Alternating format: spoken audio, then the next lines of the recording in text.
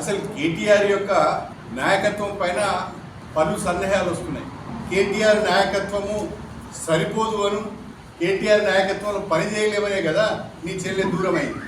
నీ నాయకత్వం పైన నమ్మకం లేదనే కదా హరీష్ రావు గారు బాధపడుతున్నారు. ఇవాళ బీఆర్ఎస్ పార్టీలో ఉన్న అనేక మంది నాయకులు కేటీఆర్ నాయకత్వంలో బీఆర్ఎస్ గెలిచే పరిస్థితి లేదు. కేటీఆర్ది ఐరన్ లెగ్, ఈయనతో కలిసి ప్రయాణం చేయలేమని చెప్పి ఆలోచిస్తున్నారు.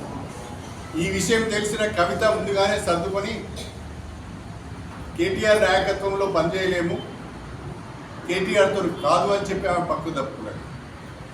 హరీష్ రావు గారు కూడా సమయం కొరకు సందర్భం కొరకు చూస్తున్నాడు. ఆయన ఏ రోజు ఆయనకు కూడా కేటీఆర్ నాయకత్వం పైన నమ్మకం లేదు. కేసీఆర్ ఉన్నాడు కాబట్టి ఆపుతున్నాడు. కేసీఆర్ ఉన్న రోజు మాత్రమే ఆయన కేటీఆర్ నాయకత్వంలో పనిచేస్తాడు. తర్వాత ఆయన దారి ఆయన చూసుకుంటున్నాడు. ఆ తర్వాత టీఆర్ఎస్ ముక్కలు చెక్కలేదు.